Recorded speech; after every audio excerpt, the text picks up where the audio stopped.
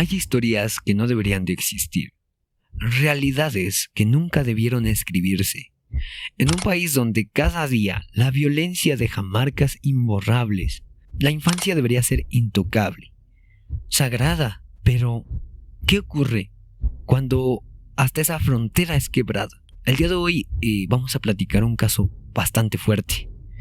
Este es el caso de Fernandito, un pequeño de apenas 5 años, cuya vida se vio atrapada en un ciclo de deudas mínimas, omisiones institucionales y decisiones impensables. Esto es una historia que muestra no solo la crueldad de unos cuantos, sino la fragilidad de un sistema que una vez más nos vuelve a fallar. Acompáñame en este episodio de Relatos Retorcidos, donde exploraremos no solo los hechos, sino el trasfondo y estructura de este caso que permitió que una deuda de solamente 1,000 pesos mexicanos terminara en una tragedia. Una deuda que costó mucho más que un simple dinero. No te quede esto a ti, que es lo que estoy yo, que caja de peto de darle a ellos, que es lo que te haga justita por mi niño. Es lo único que yo, que es lo que te haga justita por el menos. ¿Qué pides, justicia? Justita, que es lo justita para él y a la más que lo justita que para que ellos, o que te lo amigo, es lo único que yo quiero. Esta historia es una historia bastante fuerte, y lo que vas a escuchar no solamente es una nota roja, es el reflejo de lo que somos hoy en día, de lo que ignoramos y de lo que preferimos no mirar, hasta que es demasiado tarde, como este caso. Hola, ¿cómo están? Bienvenidos a un episodio más, hoy el episodio número 13. Wow, de Relatos Retorcidos. Este es un episodio que es bastante complicado, diría yo, para grabar, para hacer. Cuesta. A decir verdad, y yo estuve haciendo la investigación de este caso, lo había escuchado en otros podcasts, en otros lugares, y me sorprendió mucho la gravedad del asunto, entonces decidí yo también hacerlo por mi parte. Cabe decir que este es un episodio fuerte, y así que trataremos de hacerlo lo más tranquilo posible y cambiar algunas palabras y que no sea tan fuerte, pero debemos hacer conciencia ya. Entonces, por favor, ayúdenos a compartir este episodio, a compartir esta historia, y que no se olvide lo que acaba de suceder, porque esa historia es de unos días nada más. El día de hoy en este episodio vamos a hablar de Fernandito. Esta es la inocencia arrebatada por una deuda de solamente 1,000 pesos. De verdad. O sea, es una historia que a mí me deja muchas preguntas. Me deja muchas cosas en la cabeza y me hace pensar qué pasa con nosotros como sociedad. ¿Qué estamos fallando? ¿Qué estamos haciendo mal? Es un tema dificilísimo y me cuesta trabajo empezarlo, la verdad. Pero uno lo tiene que hacer. O sea, yo no quería hacerlo en realidad. Escuché la historia y no quería hacerlo. No por morbo lo estoy haciendo, sino porque se debe de concientizar acerca de lo que está pasando. Así que por favor, ayúdanos a compartir este caso, a difundirlo, no solamente en este podcast, sino todos los que están hablando de ello. Es necesario que se hable más, porque hay casos que se olvidan, realmente. Vamos a comenzar con esta historia, así que es algo fuerte. ¿Cómo inicia esta tragedia? Y antes de decirte cómo inicia, quiero contarte algo rápido. Hay un podcast que se llama Los Niños del Narco. Está hecho por Sebastián Pana Arrechedera, un podcast bastante bueno. Fue más como un podcast documental que ya terminó, fue corto, pero que en este podcast pudimos ver a una persona llamada Tacita. En esta historia él cuenta cómo vivió su vida como criminal, como persona de la maña, desde muy pequeño.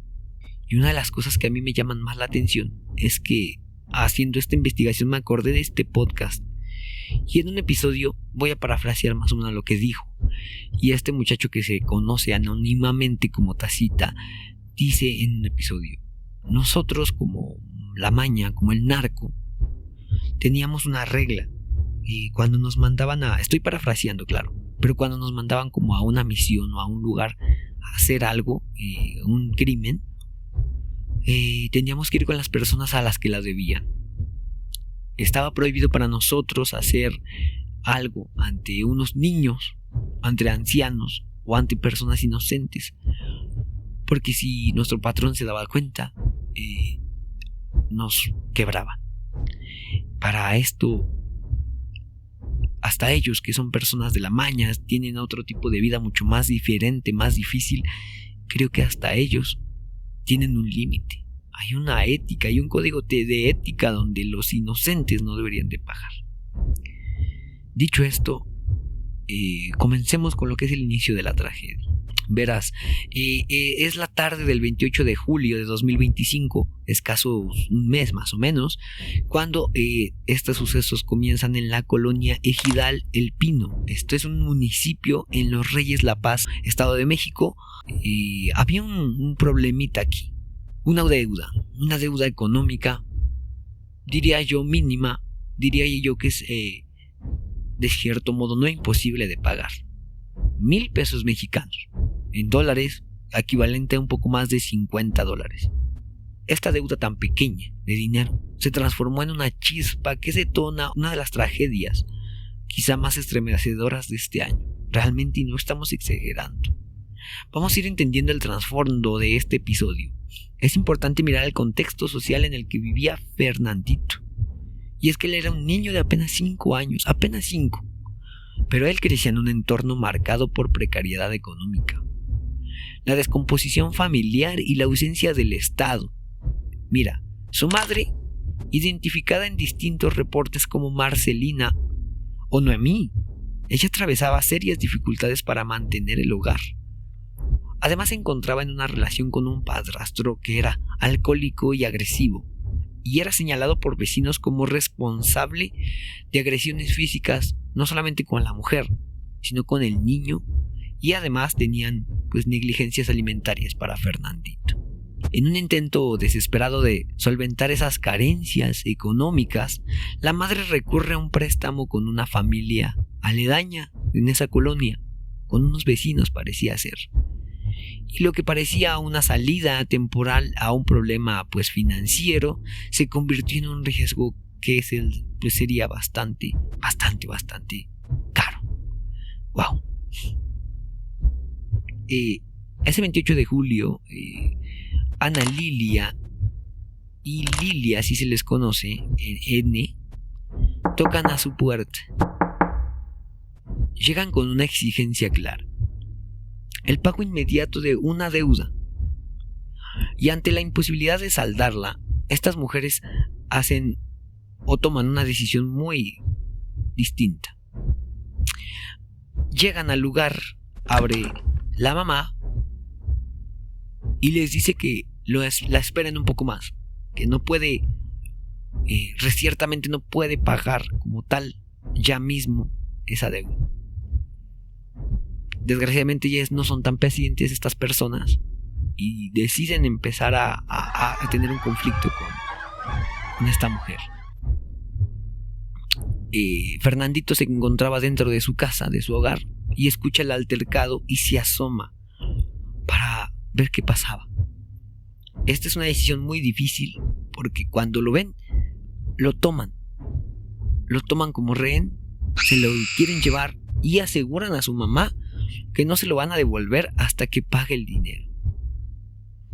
Desde ahí ya puede ser una historia de amenazas muy difícil, que es impensable, y sobre todo por 1,000 pesos, ¿no? ¡Wow! En la esquina de donde encontrábamos esta historia se encontraba Carlos N., quien era el tercero en este grupo de desgraciados. Total, después del forcejeo y de que no pudo la mamá mantener a Fernandito, estos 3 se lo llevan a una vivienda cercana, muy cercana, esto en la calle Carmen Cerdán, en la misma colonia, y desde ese momento Fernandito se queda privado de la libertad y se convierte en un rehén de una deuda ridícula en proporción al crimen que ya estaban cometiendo, porque el simple hecho de llevarte, de sustraer a un niño es un delito muy grave. ¿Qué pasa con la comunidad? Cuando se enteran de esta historia, la comunidad se expresa y hay distintos medios que relatan que el pequeño ya era una víctima de maltrato, incluso antes de que fuera raptado. Una mujer llamada Karen Reséndiz, una vecina que lo cuidó en algunas ocasiones, declaró para el diario Excelsior, citando: no le daban de comer ni nada. Luego, el niño venía y nos pedía si le regalábamos un taco, porque el padrastro también le pegaba. Este testimonio es solamente un fragmento de una realidad que suele quedar oculta tras las paredes de estas casas humildes: la violencia contra la niñez. Y como siempre, este caso es muy molesto, porque es bien sabido lo que tenía que pasar. La omisión tan conocida de las autoridades. En medio de la desesperación, la madre de Fernandito intenta tocar varias veces hacia la puerta de estos desgraciados.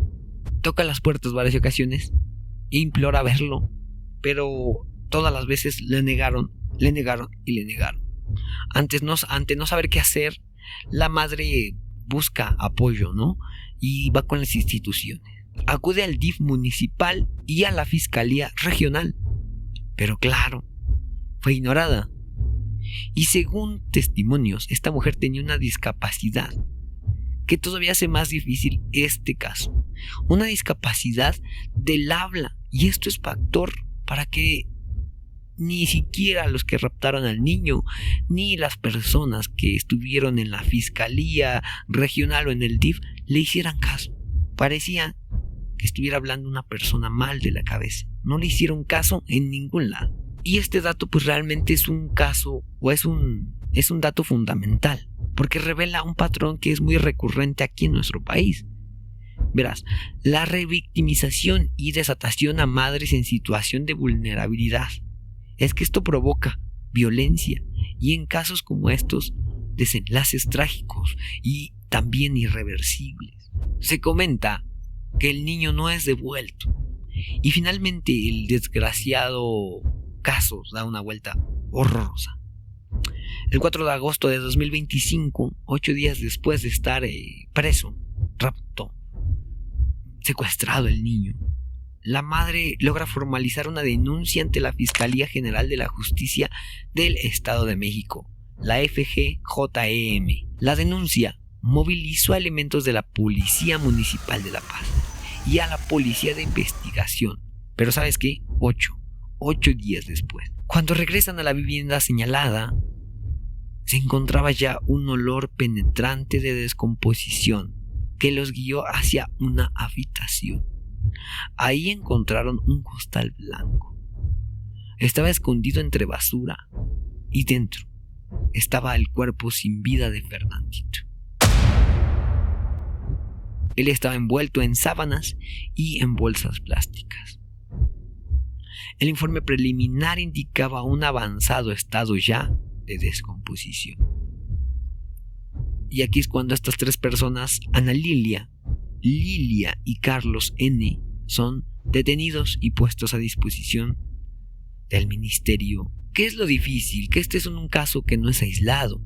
De acuerdo con cifras del Secretariado Ejecutivo del Sistema Nacional de Seguridad Pública, y escucha este dato, tan solo en los primeros 5 meses de 2025 se registraron 958 homicidios de menores de 0 a 17 años en México. Esto significa que en promedio casi 6 niños y adolescentes pierden la vida diariamente por causas violentas. Esto es horroroso, estos datos son terribles. Y escucha, la organización Redim, Red por los Derechos de la Infancia en México, ha advertido que el Estado de México concentra uno de los índices más altos de violencia infantil en el país, tanto como homicidios como en desapariciones de menores. Además, hay un estudio publicado por la UNICEF México que refleja que el más del 60% de las niñas y niños en el país han experimentado algún tipo de violencia en sus hogares, desde maltrato físico hasta negligencia alimentaria y emocional. Estos datos son espantosos. Y lo estremecedor del caso es que Fernandito no solo refleja esta estadística, sino que lo lleva al extremo. Un niño de 5 años convertido en moneda de cambio por una deuda mínima, ignorando las instituciones y finalmente encontrado sin vida.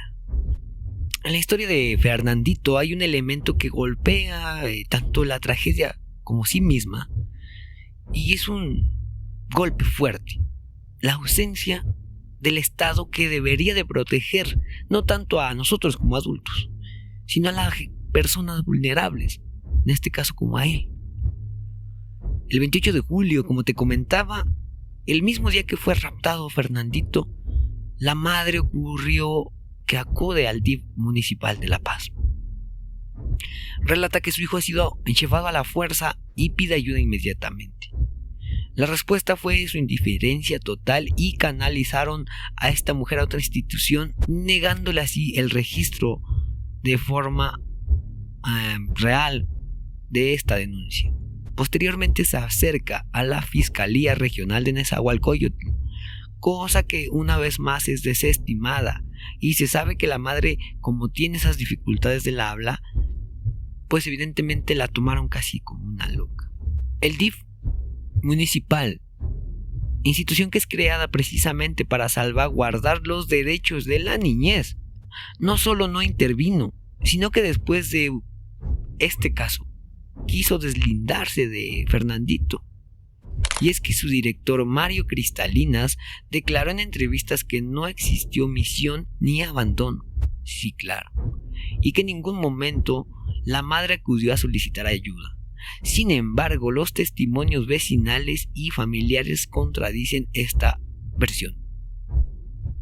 Incluso la exabogada de la madre, Fabiola Villa, quien estaba haciendo un trabajo impecable, es retirada. Y es que aseguró que hubo varios intentos deliberados de silenciar el caso, de restar visibilidad al proceso legal e incluso de removerla de la defensa para sustituirla con un abogado ligado a las autoridades locales, cosa que sí sucedió. Y esto pues evidentemente nos sugiere que no solamente hubo negligencia, sino que también hubo posibles intentos de manipulación política. Esta desatención no fue menor, créeme. En casos de desaparición de menores, las primeras 72 horas son cruciales, son críticas para localizar al pequeño con vida.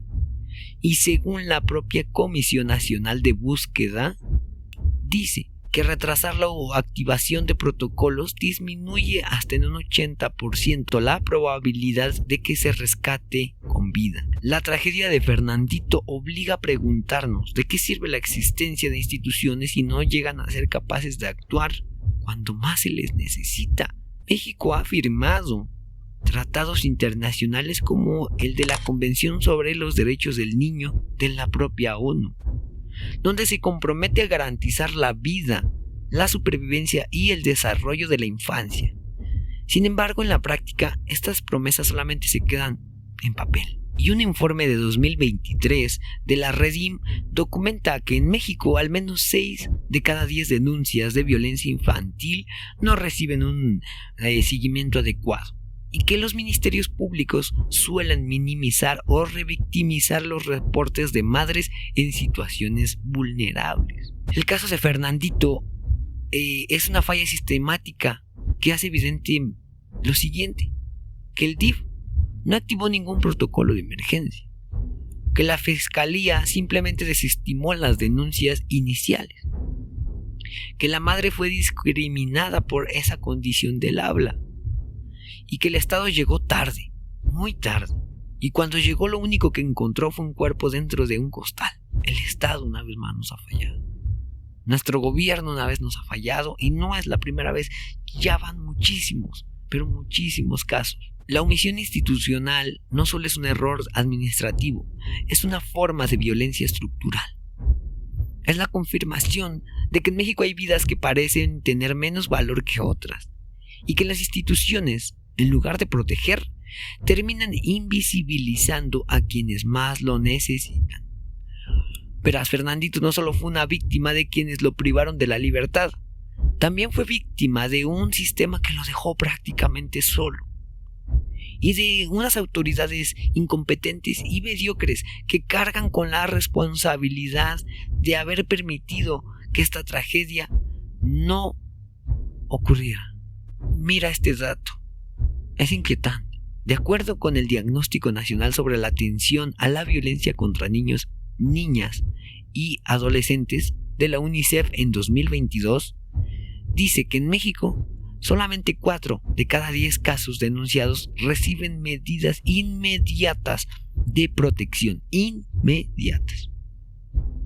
En el resto de los casos, la burocracia retrasa la acción y muchas veces con consecuencias como lo que vimos con este niño.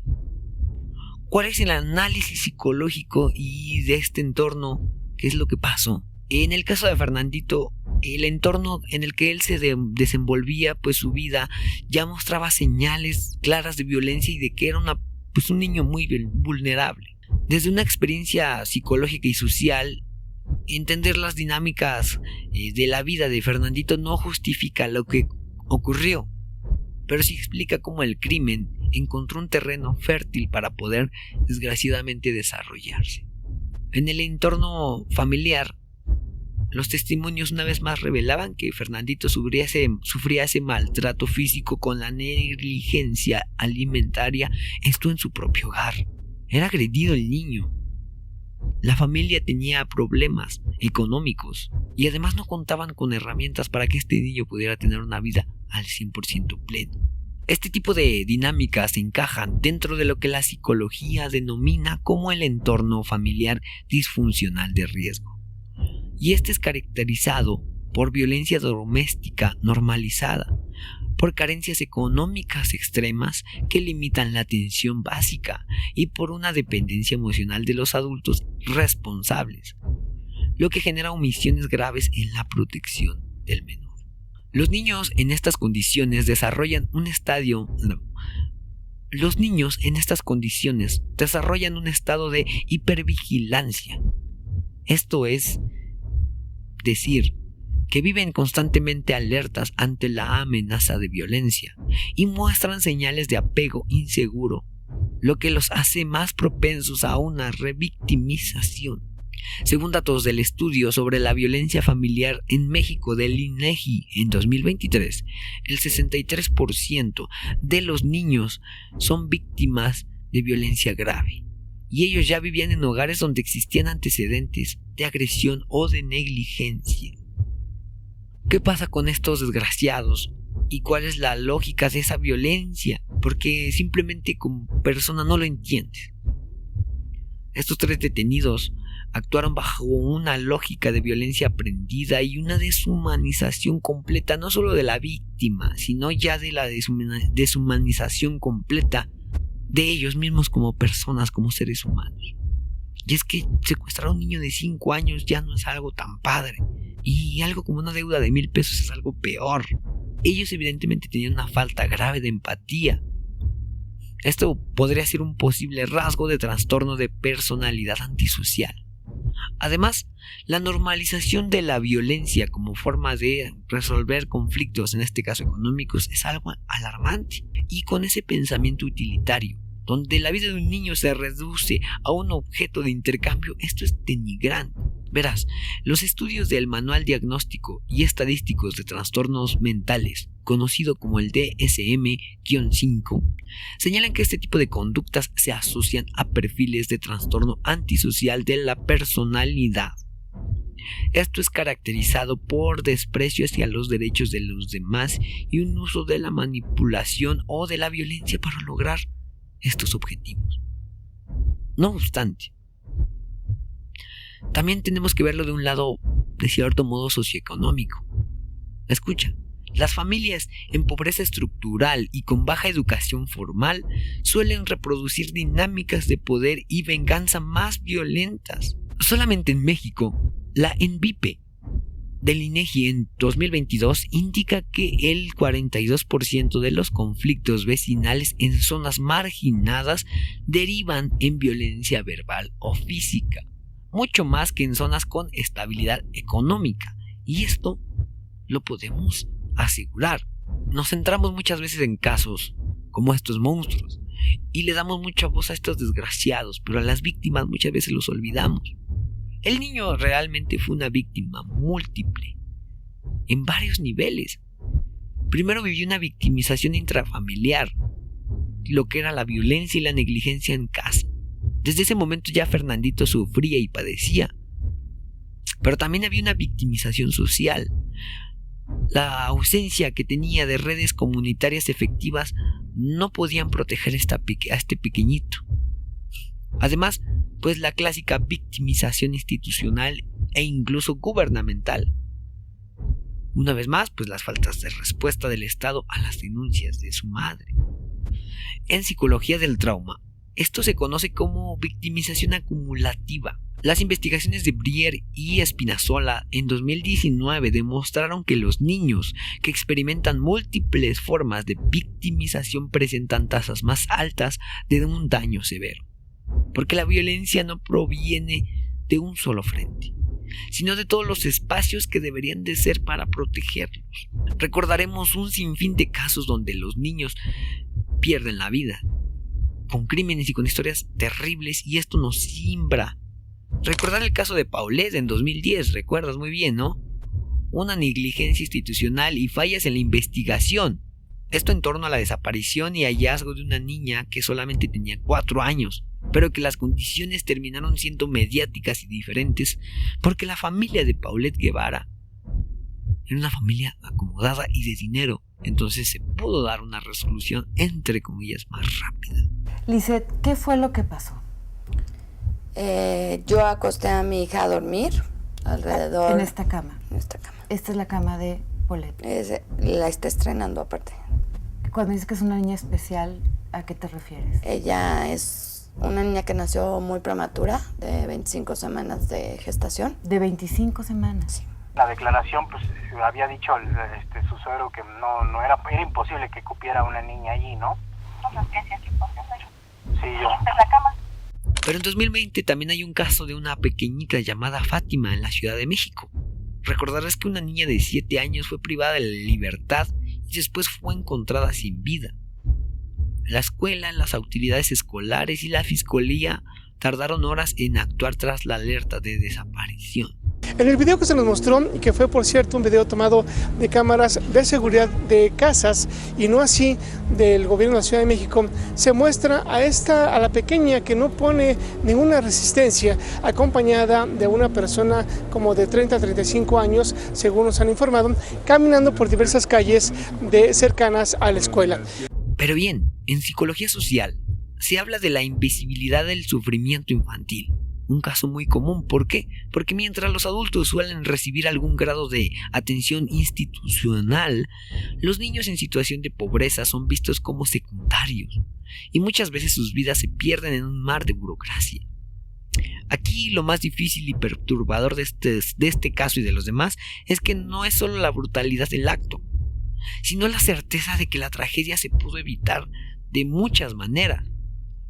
Si alguien, la familia, la comunidad, el DIF, la fiscalía, los padres, alguien hubiera actuado a tiempo, las cosas hubieran sido diferentes. Escucha este dato. El secretario ejecutivo del Sistema Nacional de Seguridad Pública reportó que en 2024 murieron al menos 867 menores de edad víctimas de un homicidio doloso aquí en México. Y de ellos al menos el 30% fueron desvividos por conocidos o familiares directos. Este dato es un dato muy clave porque se sabe que la mayoría de los ataques llegan a ser perpetrados por la misma familia. Esto es algo muy alarmante en realidad. Y regresando un poquito al tema, ¿cuál es el proceso judicial y la respuesta oficial, entre comillas? Verás, pues la historia de Fernandito no terminó con el tremendo hallazgo de su cuerpo, sino que en aquel 4 de agosto, cuando los agentes de la Fiscalía Mexiquense irrumpen la vivienda en la calle del Carmen Cerdán, encontraron este costal con los restos envueltos en sábanas y bolsas de plástico del pequeño. Ahora nos vamos a la parte ya judicial, y de inmediato pues se dice que esos 3 implicados, Carlos, que cuenta con aproximadamente 55 años, Ana Lilia, de 50, y su hija Lilia, de solamente 25 años, son detenidos en el lugar. Esta escena no solamente revelaba la pérdida irreparable y trágica de un pequeñito, sino también esta aparente intención de encubrir un crimen de manera estúpida, con tintes de una violencia extrema. Malditos perros en realidad, y perdón, pero qué coraje da esto. Los vecinos, testigos indirectos quizá del caso, observan cómo patrullas y unidades de la policía de investigación salían con los 3 presuntos responsables, esposados, y en medio de la incredulidad y una rabia colectiva tras su arresto de estas personas, fueron trasladados al Centro Penitenciario de Reinserción Social de Nezahualcóyotl, donde quedaron bajo prisión preventiva mientras el Ministerio Público reunía las pruebas en su contra. Los primeros cargos fueron por desaparición forzada. Este es un delito que en sí mismo ya tiene una alta pena. Es un delito grave, déjame lo digo. Pero sin embargo, la magnitud de lo encontrado llevó a que días después se implementara una segunda orden de aprehensión por un secuestro agravado con resultado de desvivir, para no decirlo como es. Y esto abría una puerta a una condena de hasta 140 años de prisión, de acuerdo con el Código Penal del Estado de México. Las audiencias iniciales son tensas. El Ministerio Público detalló ante el juez cómo se había desarrollado este secuestro. Escucha, el 28 de julio, las 2 mujeres llegaron a la casa de Noemí, la madre de Fernandito. Vienen a exigir este pago de la deuda de solamente 1,000 pesos, y al no obtener una respuesta que ellos esperaban, no obtienen el dinero, sustraen al niño con la amenaza de que no lo iban a devolver hasta que la deuda estuviera totalmente saldada. De ahí el niño, Fernandito, es retenido en el domicilio de los imputados, donde se presume que sufrió varios maltratos hasta que perdió la vida entre ya sea el 31 de agosto hasta podría ser el 2 de agosto, según estos dictámenes periciales. Pero la versión oficial fue confrontada en la audiencia con los testimonios de los propios acusados. Por ejemplo, Lilia, quien intenta justificar lo ocurrido de una manera totalmente asquerosa, diciendo que el niño ya se había quedado bajo su cuidado porque la madre sí lo pidió. Imagínate. Y escucha, y que las lesiones eran resultado de unas caídas accidentales. Se comentaba en este caso que como estas personas son unas maravillas de personas, atendieron al niño de una manera increíble, tanto que lo podían hasta bañar. Y en la bañera, cuando lo estaban lavando al pequeñito, supuestamente estas asquerosas personas comentaron que el pequeño se resbaló pegándose en la cabeza, y eso fue el accidente que tenía. Y por eso supuestamente alegan que no sabían qué hacer ya, porque cuando pasó esto ya habían perdido la vida Fernandito, según ellos. Sin embargo, yo creo que es ruidoso el simplemente saber que tengas un hijo o una hija y que unas personas desconocidas, aunque sean vecinos, tengan la comunidad de poder ver a tu hijo como que lo puedan bañar. Esto es algo extraño desde para empezar, ¿no? Con lo que comentan, y después es totalmente tonto decir que Fernandito sufrió nada más un simple accidente como una caída. Verás, los peritos forenses contradicen el relato que dice Lilia, porque empiezan a revelar fracturas múltiples, además de hematomas y signos de una violencia reiterada. Y mientras la parte judicial avanzaba y sigue avanzando hasta hoy, el gobierno federal y estatal reacciona. La presidenta Claudia Sheinbaum condena públicamente el hecho, señalando la necesidad de que este caso no quede en la impunidad. Sus palabras aparentemente llegan a ser duras y dice: lo importante es que no haya repetición de este caso, de una madre que pide apoyo a la autoridad y que por una u otra razón no se les da. Este es un llamado directo a la Fiscalía del Estado de México y a las instituciones responsables de velar por la protección de la infancia. Pero ¿sabes algo curioso? A ellos no les interesa que la misma presidenta lo diga. E incluso aunque la presidenta diga que lo importante es que no haya una repetición del caso, sabemos claramente que puede pasar, porque cada vez vemos casos que son más inquietantes. Se está obviamente investigando por la propia Fiscalía del Estado de México qué fue lo que ocurrió y que no se dio atención pronta y expedita a la solicitud de la madre. Es un caso muy trágico, muy doloroso. Entonces tiene que haber cambios en la Fiscalía para que esto no vuelva a ocurrir. Por otro lado, la gobernadora Delfina desde el primer momento está en contacto con la familia. Ayer incluso el secretario de Seguridad, Omar, habló con ella, con la familia, y se está apoyando a la familia. Pero pues lo importante es que no haya repetición de este caso, de una madre que pide apoyo a la autoridad y que por una u otra razón no se le da. Entonces, está trabajando en ello la Fiscalía del Estado de México y la gobernadora está muy atenta y de nuestra parte todo el apoyo que requiere. La gobernadora Delfina Gómez toma contacto con la familia y asegura que se le iba a dar un acompañamiento. La presidenta municipal de Los Reyes La Paz, Marta Guerrero, se pronuncia también, sometiéndose a garantizar un apoyo jurídico y social a la madre y a los familiares del pequeño. Sin embargo, esta figura se colocó en el ojo de la tormenta. Esta figura de la que vamos a hablar y es director del DIF municipal, Mario Cristalinas, quien primero es acusado de unas omisiones graves, como lo habíamos visto, pero también de ignorar en múltiples ocasiones en que la madre había buscado ayuda. Y después, bajo una presión social, él anuncia su renuncia.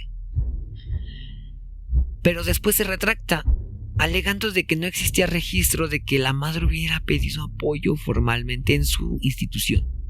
Ahí ya empieza una contradicción y esto hace que la sociedad se indigne todavía más después de saber lo que ya estaba pasando. En paralelo, pues la comunidad no se queda callada. Vecinos empiezan a manifestar frente a la Fiscalía de La Paz y en la colonia ejidal El Pino, globos blancos, cruces improvisadas y veladoras se convirtieron en símbolos de memoria para el pequeño Fernandito.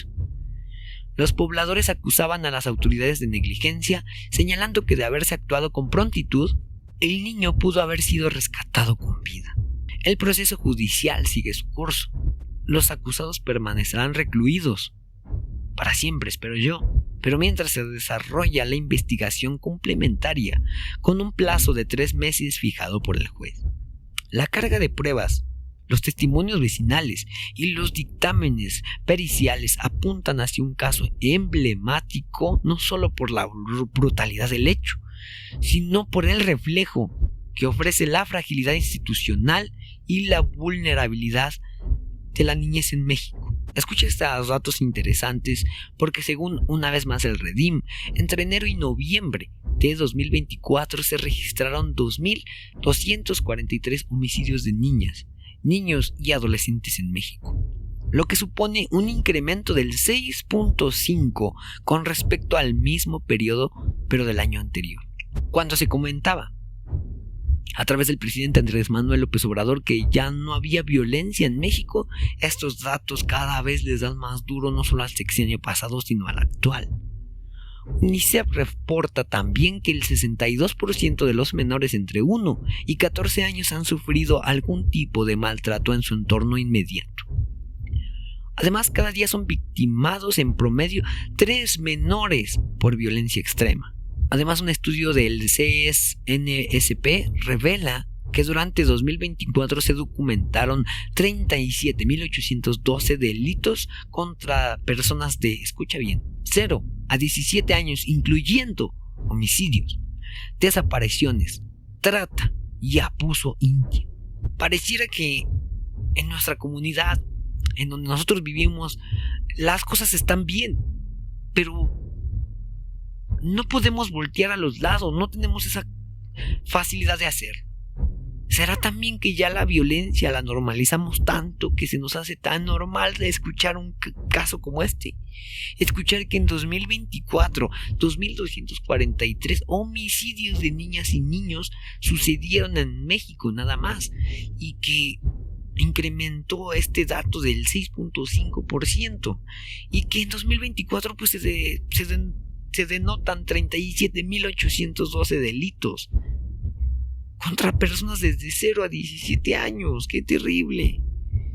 Y además, en el cúmulo de la violencia íntima infantil, escucha este dato porque es tremendo. En México, este país lidera en la OCDE. Dios mío, escucha este dato. Más de 4.5 millones de niñas y niños, incluyendo adolescentes, que son víctimas cada año. Y escucha lo siguiente: de cada 1,000 casos, 1,000, solamente 10 llegan a un juicio. 10 casos de 1,000. Dios mío. Y únicamente solamente uno obtiene una sentencia condenatoria. Además, no basta con eso. Las desapariciones en nuestro país son alarmantes. Alarmantes no solamente para los adultos, también para los pequeños. En este caso, en las desapariciones, creció un 37.1% durante los primeros 10 meses, del 2024. Y esto especialmente en el Estado de México. La Red por los Derechos de la Infancia en México alerta que diariamente se reporta el desvivimiento de una niña. Un desvivimiento propio, infantil, y 50 menores hospitalizados por violencia familiar. Esto es un reflejo de una crisis bastante fuerte, persistente y sistemática que es alarmante. Alarmante, debemos de hacer algo al respecto. No es posible que diario al menos hay un desvivimiento propio por una persona menor de edad.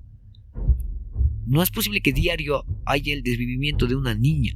No es posible que al menos 50 personas al día llegan con signos de violencia al hospital. Esto es alarmante. ¿Cómo hemos, como mexicanos, de cierto modo normalizado la violencia?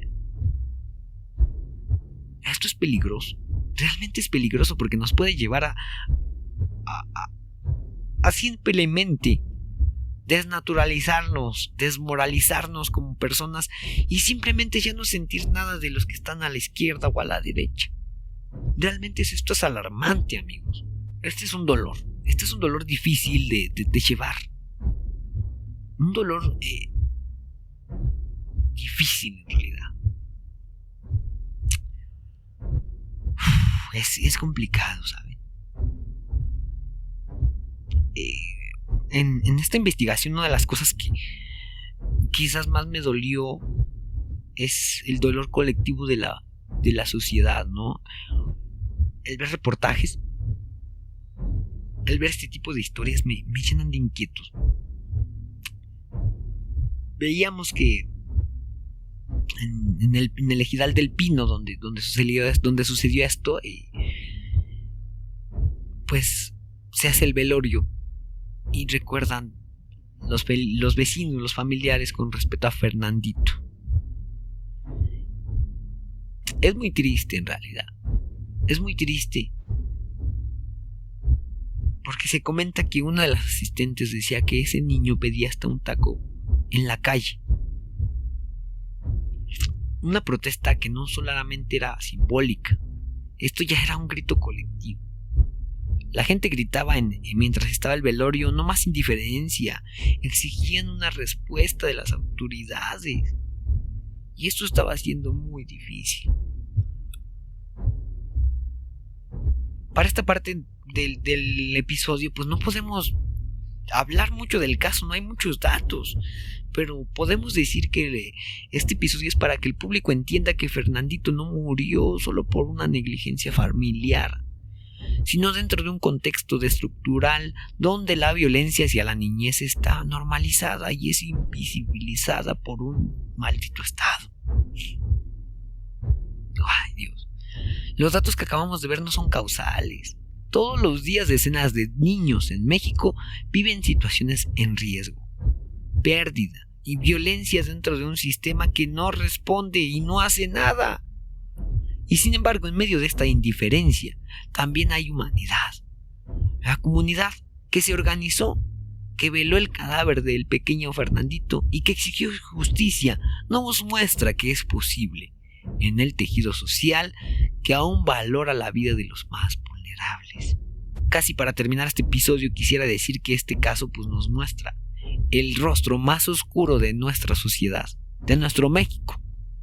Y no solamente hablamos solamente de esa deuda de 1,000 pesos, sino que 1,000 pesos terminaron con la vida de un pequeño de 5 años. Hablamos de un sistema que permite que esto ocurra.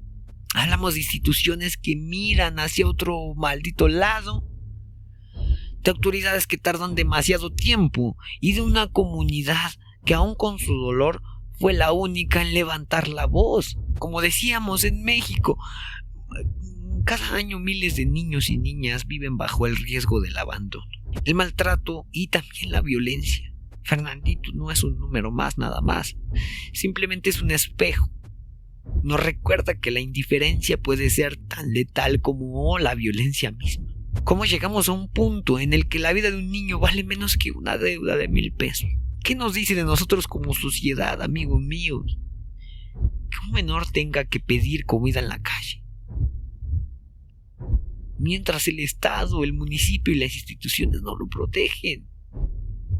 ¿Qué está pasando? Realmente este episodio no busca crear o generar morbo. Lo que creamos no nada más es narrar este crimen. Lo que buscamos, lo que busco yo es incomodarte a ti que me estás escuchando, así como yo me estoy incomodando. En el momento en que yo hice este guión me incomodé, lloré, sufrí al investigar. Y así quiero que hoy que escuches estos datos que te recopilé, buenos o malos, te incomodes, pero tanto que te incomodes que busques a través de esta información algo, que hagas algo, que hagamos algo. Investiga más acerca de qué pasó con este caso y tratemos de levantar más la voz y que ya no pase. No vamos a normalizar este caso otra vez como lo que pasó en Teuchitlán. Ya no normalicemos la negligencia de un maldito estado, de un gobierno, de una presidenta. No lo hagamos ya.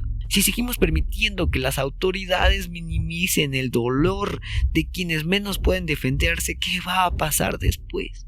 Creo que este episodio es por él y por otros tantos niños cuyos nombres nunca hemos escuchado y pocos casos se han escuchado, y créeme que aquí en la mesa de relatos retorcidos los vamos a traer una vez más para que no se olviden casos como el de Paulette Guevara, que no se olviden casos como el del ABC, la guardería ABC, que no se olviden casos como el de la pequeñita Calcetita Roja, casos que indignan y que dan asco.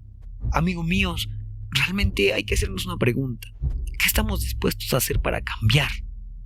¿Qué tan lejos vamos a permitir en que llegue la maldita indiferencia? Por favor, busquemos algo. Espero que este relato nos llene de incertidumbre acerca de lo que está haciendo nuestro país, lo que están haciendo nuestros gobernantes. Y ¿sabes qué?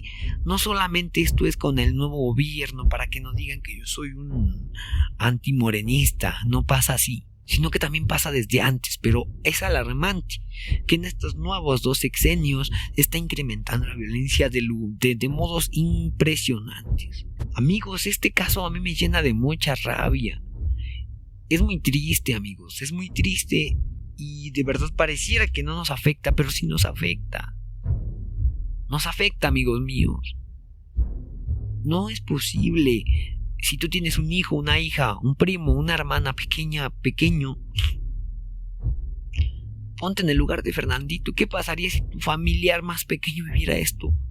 Como seres humanos los vemos y sentimos amor por ellos, nos hacen reír, nos divierten. No quisiéramos que nos pasara algo como esto. Dios, debe de haber una justicia realmente fuerte, y que se alce la voz, y que por favor se puedan denunciar este tipo de maltratos. Se puede hacer algo. Cuenta que aquí en la descripción de este episodio vas a tener contactos que yo te voy a buscar para que puedas tú denunciar algún caso de violencia infantil, tanto como números de teléfono y correos. Lo que yo pueda investigar te lo voy a poner aquí para que lo hagas. Si tú escuchas este episodio y conoces a alguien que pasa por una violencia infantil, no dudes en hacer una denuncia. Levantemos la voz. Los verdaderos villanos terminamos siendo nosotros como la sociedad. No terminan siendo esta gente asquerosa.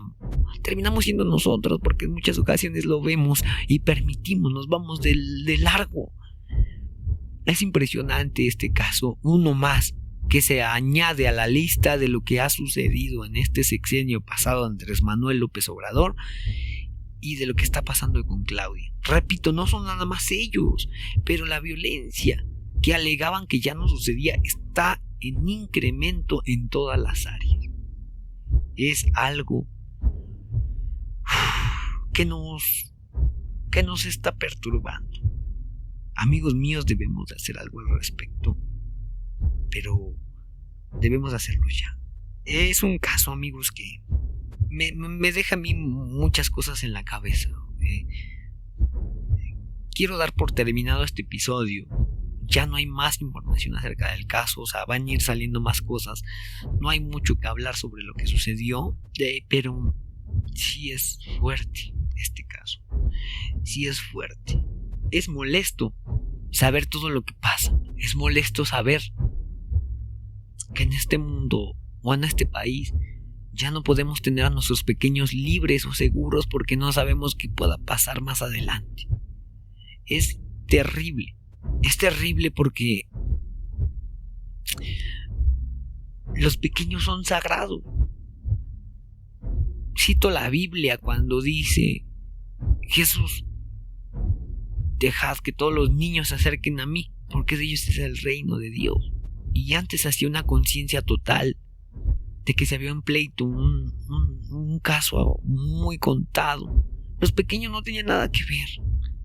Pero realmente como sociedad, como personas, nos estamos volviendo más y más insensibles a través de lo que vemos en redes sociales, a través de lo que vivimos día tras día, lo que vemos en noticias, lo que vemos en el metro, lo que vemos en los camiones, en los autobuses, en el transporte. Todo eso nos está insensibilizando como sociedad y realmente tenemos que hacer algo ya. No es normal lo que está pasando en nuestro país y tenemos que poner un alto ya.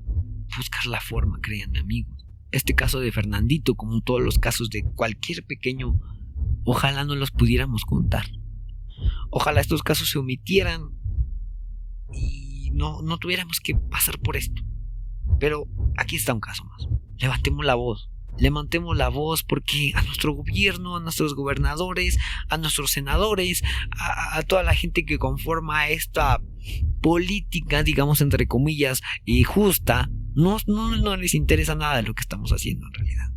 No les interesa nada más que nosotros demos nuestros impuestos, nuestro dinero, para que ellos vivan de una manera cómoda y puedan tener hasta 5, 6, 7, 8, 9, 10 departamentos y puedan vivir en Reforma y puedan ir a viajar y puedan irse a Tokio, por ejemplo, y gastar quién sabe cuántos tantos mil de pesos diarios, como 40,000 pesos diarios nada más, comer en lugares lujosos. Pueden darse la vida que quieren, ponerse tenis de 50,000 o más, 50,000 pesos o más.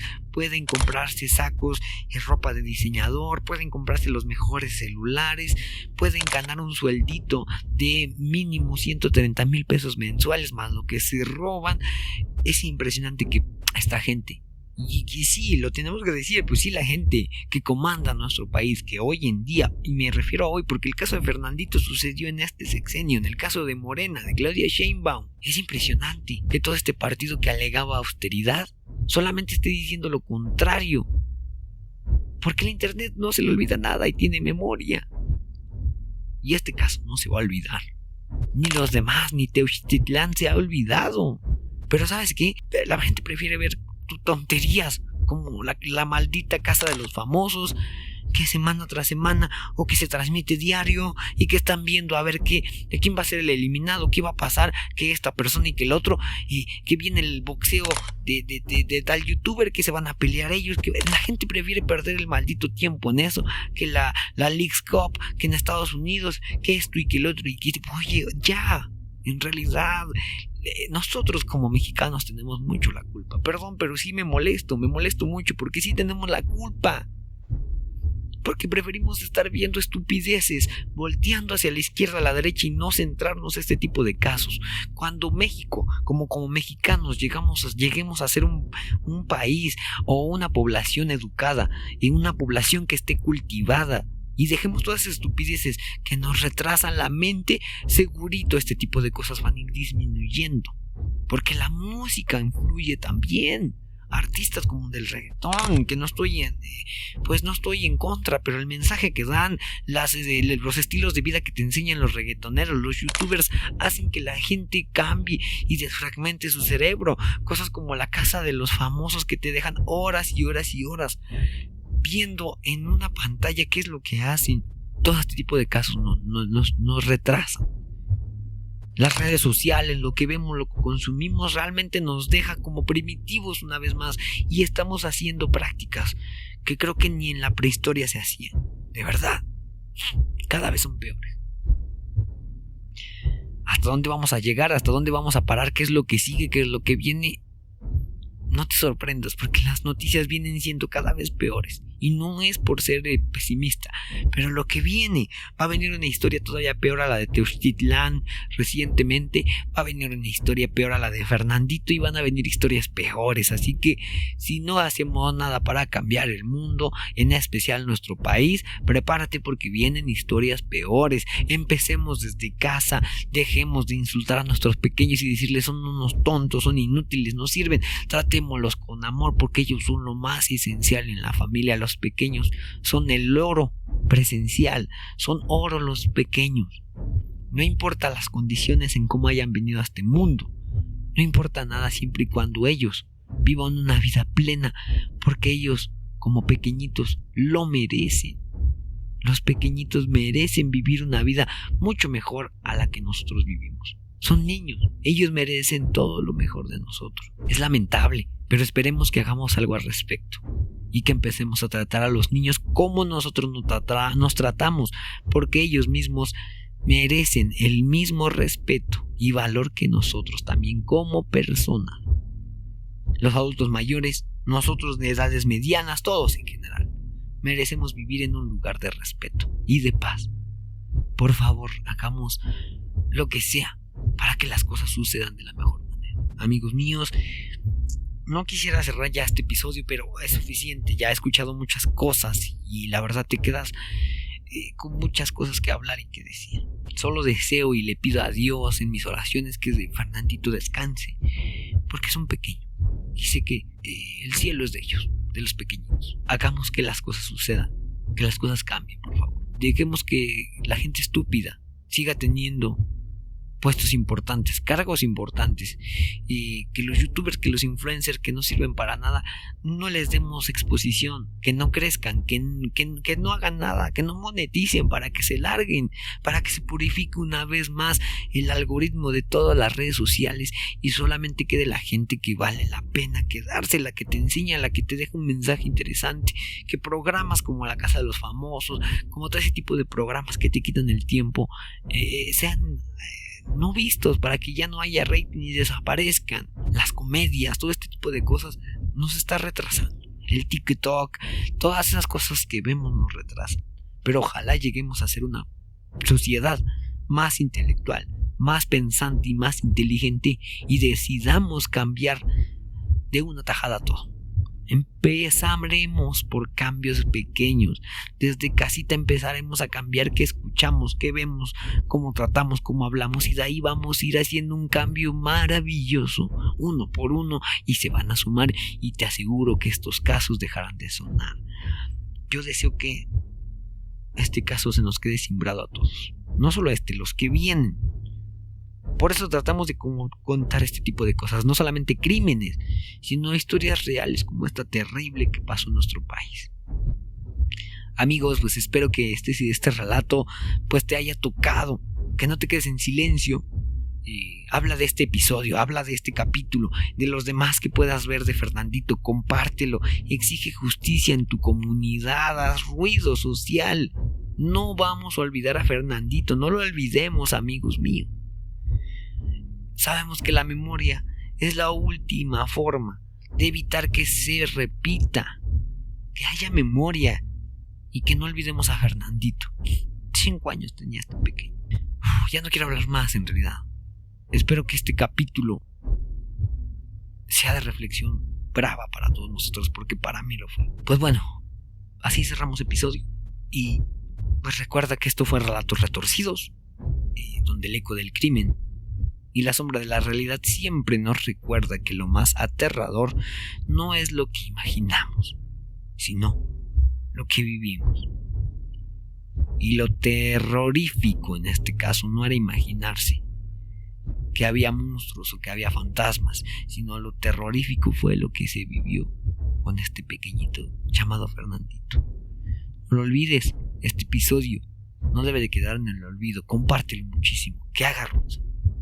Y espero que estos desgraciados tengan una consigna y que puedan pagar cada una de las cosas que me deben pagar. No solamente aquí en la tierra, sino es que si hay otra vida sigan pagando. Porque esta gente, estos perros no merecen vivir. Disculpen, pero salí del guión y ya no quiero decir más.